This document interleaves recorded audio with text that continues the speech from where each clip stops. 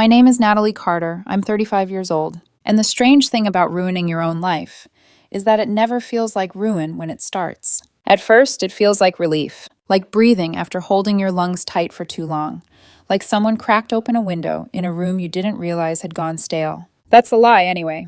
The lie I told myself for months while I dismantled everything good in my life with calm, steady hands, like a woman who thought she deserved more. The last time my brother looked at me, he didn't look angry. He didn't look hurt. He didn't even look like he recognized me. He looked at me the way you look at someone standing in line at a checkout counter, a stranger with a face that means nothing. And the worst part? I earned that look. Every second of it. Because 9 months ago, I did something so unforgivable that even now, saying it out loud makes my hands shake. I stole from my mother, and I blame my brother for it. I need you to understand that clearly. I took $14,000 from my mother's savings, money she had spent over a decade building, and when she realized it was gone, I looked her in the eyes. And I said Eli did it. Eli. My older brother. The one person in this world who would have walked through fire for me without asking why. And I watched the light leave my mother's face, and I said nothing. I don't even know where to start explaining how I became that person. So I'll start with who Eli was, before I destroyed everything. Eli is 4 years older than me. When we were kids, that gap felt enormous. He was always ahead, taller, stronger, more certain. But he never made me feel small. Not once. When I was 7, I got lost at a county fair. I remember the panic, the noise, the crowd, the feeling of being swallowed by something too big to understand. It wasn't my parents who found me. It was Eli, barefoot because he had kicked off his shoes to run faster. He found me crying behind a funnel cake stand, lifted me onto his shoulders and said, "You're okay. I got you." That was Eli. When I was 15 and got caught shoplifting headphones, he drove 40 minutes to pick me up before our parents could find out. Paid for everything. Didn't yell. Didn't lecture. Just looked at me and said, "You're better than that. Don't make me wrong." And somehow, that hurt more than if he had screamed. When I was 19 and failing out of college because I couldn't get out of bed most days, Eli showed up with groceries, sat on the floor of my dorm for 3 hours until I finally talked. He helped me find a therapist. He co-signed my lease when I moved off campus because my credit was already ruined and my parents had stopped helping. He never asked for anything back. Not money, not time, not even a thank you. And I repaid all of that by turning him into the villain in a lie I built to save myself. The truth is ugly. There wasn't some complicated chain of events. No dramatic breaking point. I was just reckless. For almost 2 years, I'd been living way beyond my means. Credit cards, car payments I couldn't afford, dinners and drinks for people who wouldn't remember my name the next morning. I wasn't gambling. I wasn't on drugs. I was just desperate to look like I had my life together. By last spring, I was drowning. $23,000 in credit card debt. A car about to be repossessed. $3,000 borrowed from a coworker I couldn't pay back. I couldn't sleep. I couldn't eat without feeling sick. I'd sit in my car at night, staring at my banking app like the numbers might magically change. They never did. I knew my mom had savings. She talked about it sometimes. This retirement account she'd been slowly building since my dad left. It wasn't huge, maybe $40,000, but to her, it was everything. Proof that she had survived. That all those years of double shifts at the hospital meant something. I told myself I'd only take a little. Just enough to breathe. Just enough to buy time. I had access to her account. She'd added me years ago for emergencies. Because she trusted me. Because Eli told her she could. Because they both believed I was responsible enough to have that access. The first transfer was $2,000. I remember exactly where I was. Sitting alone in a cafe, my phone in my hand, my palm so sweaty I almost dropped it. My heart was racing. I felt like I might throw up. But I did it anyway. And then I waited. For something. For consequences. For the sky to fall. It didn't. And that was the most dangerous part. Because when nothing happened, it started to feel like it wasn't real. Like it was just numbers. 2 weeks later, I transferred $3,500, then $4,000, then $4,500. Each time got easier. The guilt faded faster. The relief lasted longer. I paid off minimum balances, kept my car, kept going out on weekends, kept posting photos that made it look like my life was perfectly fine. And somewhere deep down, I knew exactly what I was doing. I just couldn't let myself feel it, because feeling it would mean stopping. And stopping meant everything would fall apart. $14,000. That's how much I took before my mom noticed. She called me on a Saturday morning. I was still in bed, hungover, half asleep. Her voice sounded off. Not angry, just confused. She said she was checking her account, thinking about booking a trip with her friend Denise. A cruise. something she had never done before. She said the balance didn't look right. She asked me to log in and check. I sat up slowly. Every nerve in my body lit up. I opened the app, saw the number, and in that moment, I had a choice. I could have told the truth. I could have said, "Mom, it was me. I messed up. I'm sorry." I could have been the person Eli always believed I was. Instead, I said, "That's weird. Have you asked Eli?" 4 words. That's all it took. And in the silence that followed, I heard something shift. Not break. Not yet. Just shift. And I should have stopped. I should have laughed it off. Said it was a mistake. But the lie had already started moving. And I was too afraid to stand in front of it. So I added one more thing. Soft, careful, almost concerned. Maybe he needed it for something and forgot to mention it. And just like that, I handed my mother doubt. I gave it a name, a face, a reason to exist. And she believed me. Not completely, not immediately, but enough. Enough to make a call that should have never happened. Enough to light a fire that I would never be able to put out. Eli called me 2 hours later. I still remember the way my phone looked in my hand when his name flashed across the screen. For one irrational second, I thought about not answering, as if silence could still save me, as if not picking up would somehow rewind the last 2 hours and place me back in that moment on my bed before I opened my mouth, before I said his name, before I turned my brother into a shield. But I answered. "Hey," I said, and I don't know how my voice sounded so normal. That's one of the details that disgusts me the most when I think back on it. The ease of it. The steadiness. The way I could be splitting my life open from the middle and still sound like someone making small talk on a Saturday. There was a pause on the other end. Then Eli said, "Did Mom just accuse me of taking money from her account?" He sounded confused, not angry, not even offended at first, almost amused, like it was so ridiculous it had to be some misunderstanding that would get cleaned up in 5 minutes. Then he added quieter, "She said you told her I might have done it." My stomach dropped so hard it felt physical, like my organs had actually shifted inside me. I hadn't expected that. I'd imagined my mother calling him vaguely, asking general questions, maybe bringing up the missing money without naming me. I thought he'd deny it, and then somehow it would hover there, unresolved, until I came up with a better plan.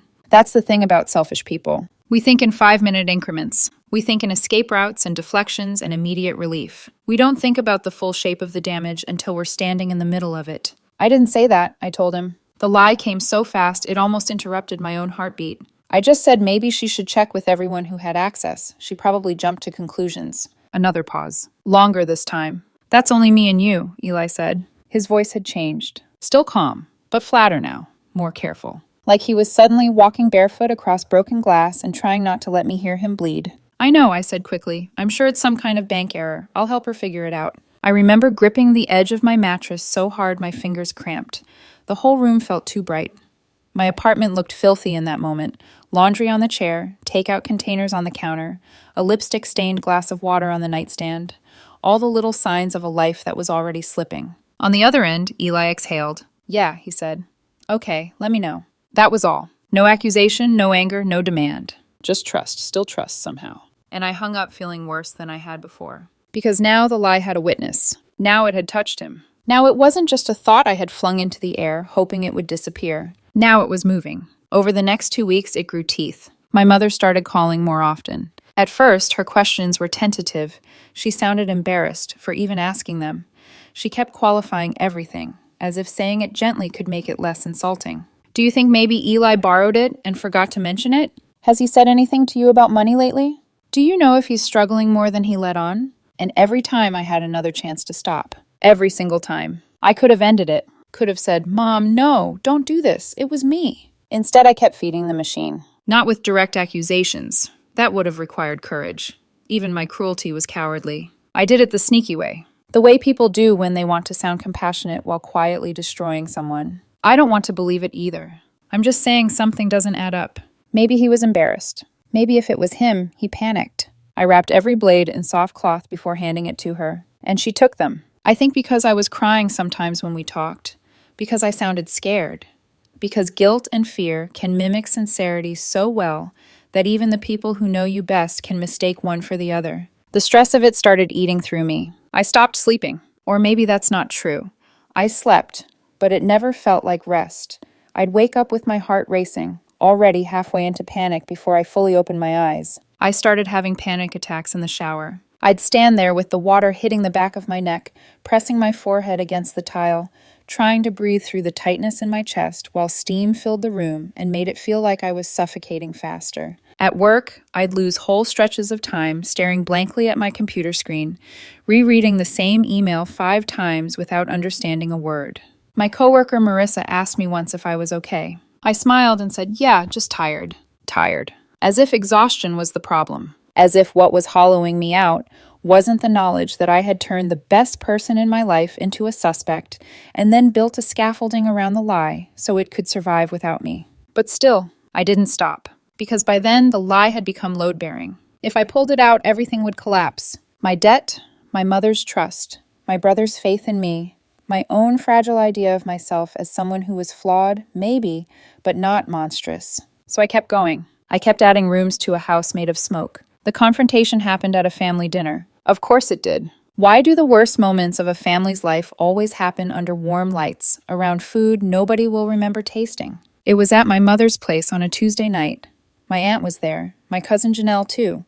Nothing unusual about that. We had dinners like that all the time. Small, familiar, ordinary. That's what made it so awful. Because betrayal doesn't always arrive like thunder. Sometimes it sits down at a set table and passes the salt. I knew something was wrong the second I walked in. My mother was too quiet. Not cold, not visibly angry, just sharpened. That's the thing people don't understand about her. She doesn't yell. She gets precise. There's something more frightening about that, honestly. Rage burns hot and fast. Precision lingers. Precision cuts clean. Dinner had barely started when she set down her fork and looked at Eli. Not me. Eli. And said, "Do you have anything you want to tell me about my savings account?" The whole room went still. I felt it like pressure in my ears. Janelle stopped moving. My aunt looked between them, confused. Eli blinked once, like he genuinely didn't understand the sentence. "What?" he said.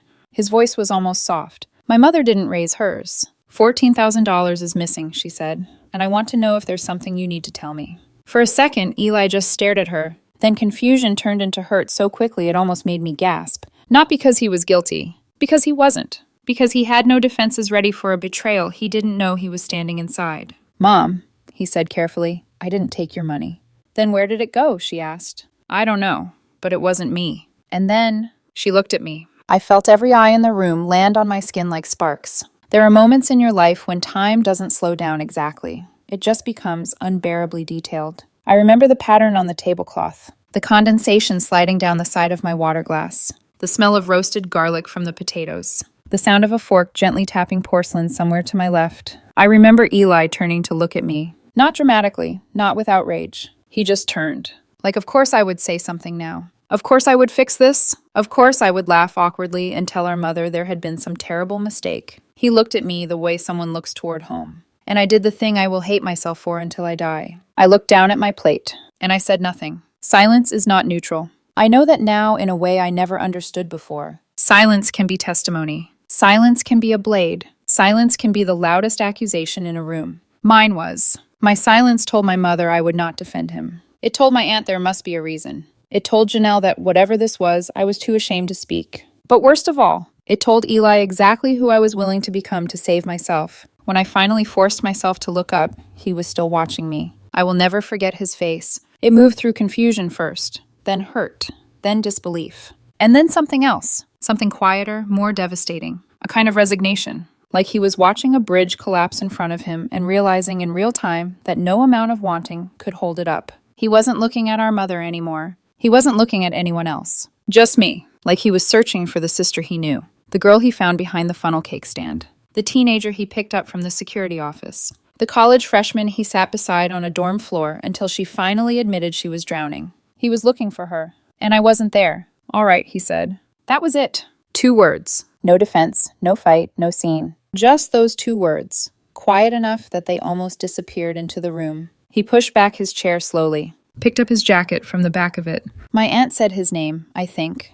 Or maybe I imagined that part afterward because it feels like someone should have. But nobody stopped him. Or maybe nobody could. He walked to the front door and opened it. He didn't slam it.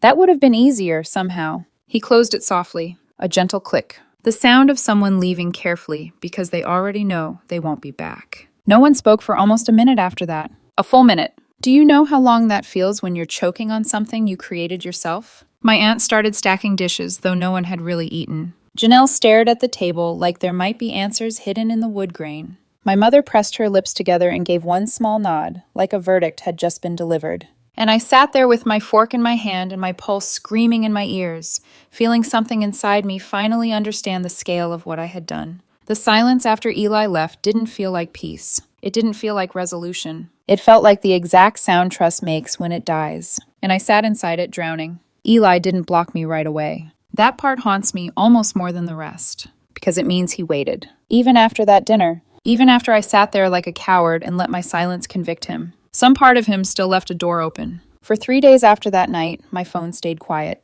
No memes from him at 1 a.m. No random links to motorcycle videos or sports clips or things he thought would make me laugh. No "you alive?" texts. Nothing.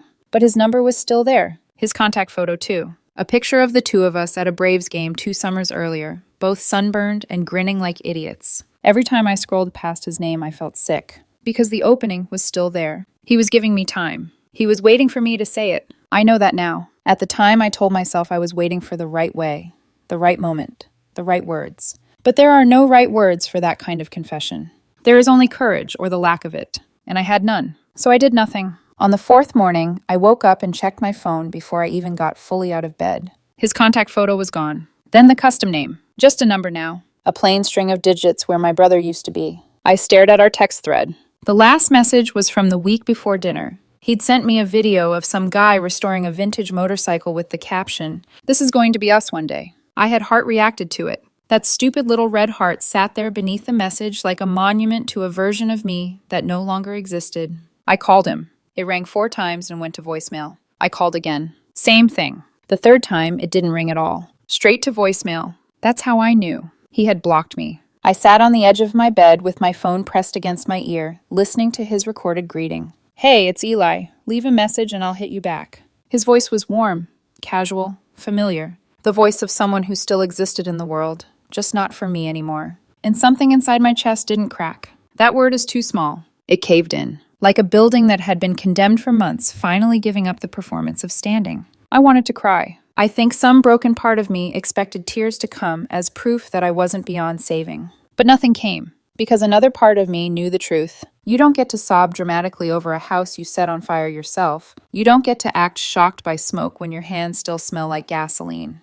And for the first time since this started, I understood that what I was losing might not be temporary. This might not be something I could apologize my way out of later. This might be permanent. That was the first moment I realized I hadn't just told a lie. I had altered the shape of my family. And somewhere on the other side of that blocked number, Eli had stopped waiting for me to be better than this.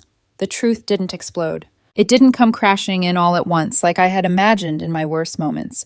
No screaming, no accusations thrown across rooms, no dramatic unraveling. It came quietly, carefully, like someone taking apart a structure piece by piece until there's nothing left standing. Looking back, I think that's what makes it worse. Because it means my mother didn't act out of emotion. She acted out of certainty. It started with small things. Details I didn't even think about while I was busy holding the lie together with shaking hands. She began asking more specific questions. Dates. Times. Do you remember when Eli mentioned his rent going up? Was he working late that week? Did he say anything about needing money around that time? At the time, I thought she was trying to understand. Now I know. She was building a case. Quietly. Patiently. The way she always did everything. It was a Tuesday when she called me and asked me to come over. Her voice was calm. Too calm. There's a kind of calm that sits on top of something terrible, like a sheet pulled over a body. That was the tone she used. "I need to talk to you," she said. No anger. No urgency. Just finality. I almost didn't go. I stood in my kitchen for 10 minutes after the call ended, staring at nothing, trying to come up with an excuse. Work. Traffic. Feeling sick. Anything. But not going would have meant something. It would have meant I already knew what was coming.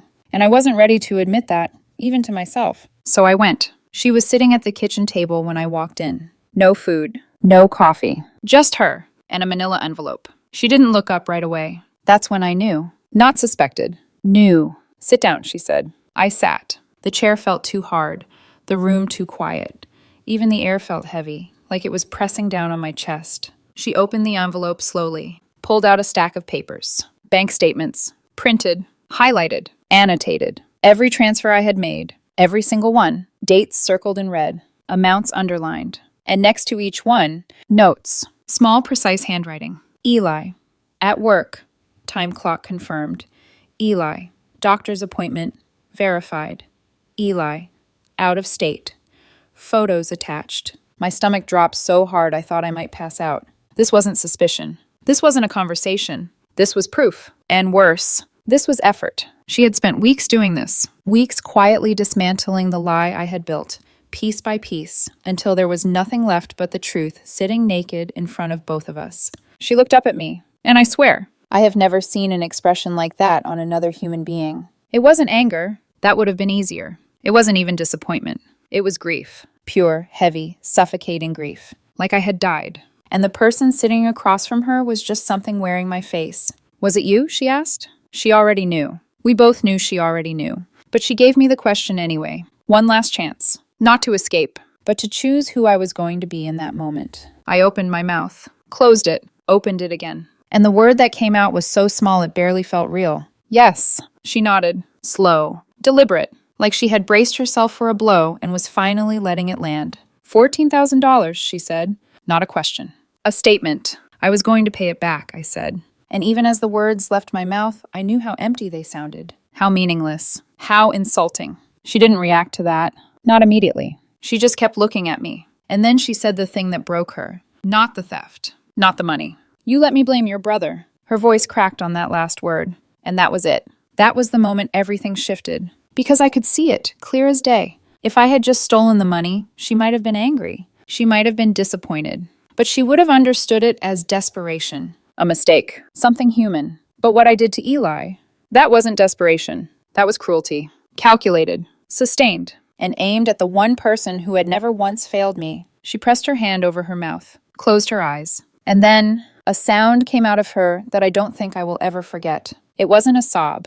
It wasn't even crying. It was lower than that. A deep guttural sound, like something ancient had cracked open inside her. The sound of a mother realizing that one of her children is capable of something she never imagined. I sat there frozen, because there was nothing to say. No explanation. No justification. No apology big enough to reach across that table. After a few seconds, maybe longer, I don't know, she lowered her hand, looked at me again, and said very quietly, I need you to leave now. That was it. No yelling. No lecture. Just removal. Like she was cutting something out of her life with clean, careful hands. I walked out of that apartment in a daze. The hallway felt too long. The elevator ride felt like it took an hour. By the time I got outside, my stomach twisted so violently I barely made it to the side of the building before I threw up. I stood there with my hands on my knees, shaking, bile burning my throat, eyes watering. And all I could think was, this is what it feels like when everything finally catches up to you. I tried to call Eli. Still blocked. I used a different number. It rang. He didn't answer. I sent a text. It delivered. No response. So I wrote an email. Long. Desperate. Rambling. I don't even remember everything I said, just that it was too much and not enough at the same time. I said I was sorry. I said I panicked. I said I didn't know how to fix it. I said please. That word showed up a lot. Please. Please. Please. I sent another email the next day. And another. And another. 4 emails in 4 days. Each one worse than the last. More frantic. More unraveling. More about me than him, if I'm being honest. Because even then, even after everything, part of me still wanted relief. Still wanted him to say something that would make it hurt less. On the 5th day, he replied, 1 line. Don't contact me again. That was it. No name. No explanation. No anger. Just a sentence. Flat. Final. With a period at the end that felt like a door slamming shut in a way his real one never had. I read it over and over again, until the words stopped looking like words. Until they were just shapes on a screen. Meaningless shapes that somehow meant everything. I didn't reply. Not because I didn't want to, because I understood. For the first time, maybe, I understood something clearly. Reaching out again wouldn't be about making him feel better. It would be about making me feel better. And I had already taken enough from him. The fallout spread through the family like something methodical. Not explosive. Not chaotic. Just precise. My aunt called me once. Only once. Her voice was controlled. Careful. I am disgusted, she said. No yelling. No raised tone. Just those words. I don't understand how someone does something like this, and I don't want to speak to you again until I can look at you without feeling sick. Then she hung up, and she meant it. I haven't heard from her since. Janelle didn't call. She didn't text. She just removed me. Unfollowed me on everything. Not blocked. Unfollowed. It's a small difference, but it mattered. She left the connection visible, but made sure she'd never have to see me again. Like turning a photograph face down on a table. Still there, just not something you look at anymore. Family gatherings kept happening. I know because I saw them. Thanksgiving. My mother posted a photo. 6 place settings. There used to be 7. Everything else looked the same. Same dishes. Same table. Same smiles. The only thing missing was me. And from the way everyone looked, no one seemed to notice. Or worse, they noticed and felt relieved. Christmas was harder. Janelle posted a short video. 10 seconds, maybe. Everyone opening gifts. Laughing. My aunt pouring wine. My mother smiling. And Eli, sitting on the couch in a Santa hat, relaxed, laughing at something off camera. Looking happy. Healthier than he had in months. And that's when it hit me. They were healing. The damage I caused was closing. The wound was sealing over. And it was doing that by pushing me out. The way a body pushes out infection. I was the infection. Removing me was how they got better. I watched that video 11 times. I counted. Like repetition might change something. Like maybe on the 12th time, someone would look at the camera and say my name. They didn't. I started therapy in January. Not because I thought I could fix anything. I think by then, I knew some things don't get fixed. They just become part of the landscape of your life. But I was starting to scare myself. I wasn't eating. I'd lost almost 20 pounds. I was calling out of work so often my manager pulled me aside and asked if everything was okay. And for a second, just 1 second, I almost told her everything. Right there, in the break room. Dumped the entire story on someone who barely knew me. Because I was that desperate to say it out loud to someone who hadn't already decided who I was. My therapist's name is Dr. Reese. She doesn't talk much. She lets silence sit between us until it forces something honest out of me. In our 3rd session, she asked me a question I still think about every day. When you blamed Eli, she said, were you trying to protect yourself from consequences? Or protect your image of yourself? I didn't answer. I still haven't. Because the truth is, it was both. And maybe those two things aren't different at all. Spring came. I set up a payment plan with my mother. $400 a month. Automatic transfers. It will take almost 3 years to pay her back. She accepts the money. She doesn't accept me. We communicate through text. Short. Transactional. Transfer received. Okay. That's it. That's our relationship now. 2 words a month. I saw Eli again in April. By accident. Of course it was by accident. Because life doesn't give you moments like that when you're prepared for them. It gives them to you when you're holding something as ordinary as a bottle of laundry detergent, standing under fluorescent lights, thinking about nothing at all. It was a target. 3 lines over. I saw him before he saw me. And my entire body went cold. Not nervous. Not anxious. Cold. Like all the blood in my veins had suddenly forgotten where it was supposed to go. He had a cart full of things. Kitchen supplies, towels, one of those plastic bins people buy when they're starting over somewhere new. A new apartment, I realized. A new life. One that didn't have me in it. I stood there frozen, gripping the detergent so tightly my fingers started to ache, watching him unload his cart onto the conveyor belt. I thought about walking over. I really did. I imagined it. Saying his name. Hearing it out loud after all these months. Seeing his reaction. Would he look surprised? Angry? Would he finally say something? Anything? My heart was beating so loudly I could hear it in my ears. For a moment, I almost convinced myself. Maybe this was it. Maybe this was the moment everything would crack open and something human would come through. Some acknowledgement. Some recognition. Something. Then he turned. And he saw me. There are moments that split your life into before and after. This was one of them. Because I had spent months imagining what that moment would look like. I had pictured anger, coldness, maybe even hatred. Something sharp. Something that hurt. But what he gave me was worse. He didn't flinch.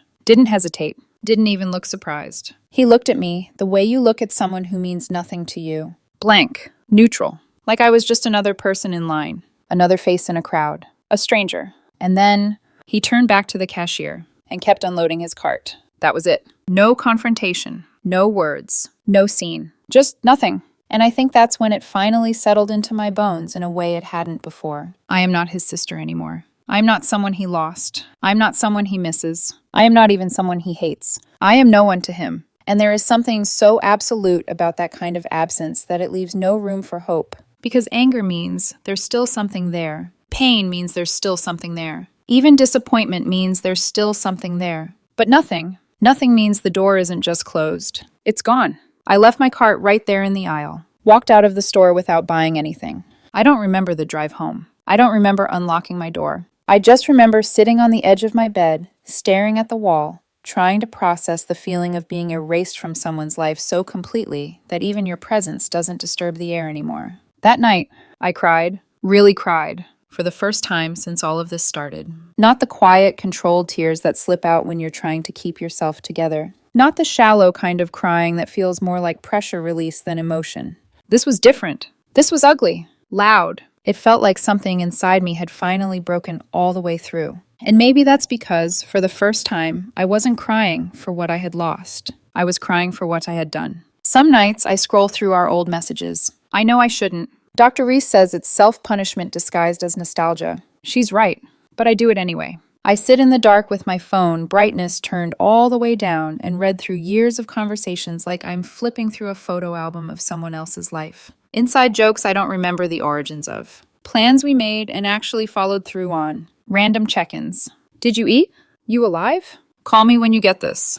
There's one message that always stops me. 2 a.m. No context. No lead up. Just, love you, Nat, don't forget that. And my response, a thumbs up emoji. Because I was half asleep. Because I assumed there would always be more time. More chances to say it properly. More moments to return something that had been given so freely. That message sits there now like a monument. To who I was. To who he thought I was. To something real and solid that I took for granted until I shattered it. I think about messaging him. Every day. It never stops. I draft texts in my head. Sometimes I even type them out. I hope you're doing well. Delete. Not dramatically. Delete. I'm sorry.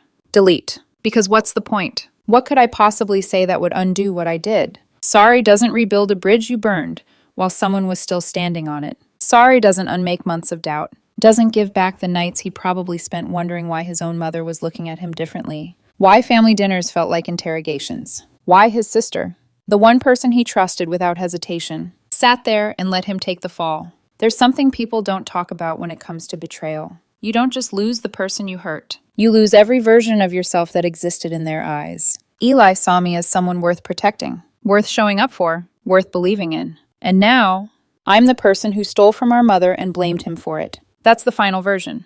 That's the one that lasts. Every good memory we had is filtered through that truth now. Every laugh, every late-night conversation, every moment that used to feel safe. All of it is tainted, and there's no way to untaint it. At family gatherings I'm no longer invited to, I imagine my name still comes up sometimes. Not often. Just enough. And when it does, it's not followed by laughter or warmth. It's followed by silence or a change of subject or a quiet, let's not.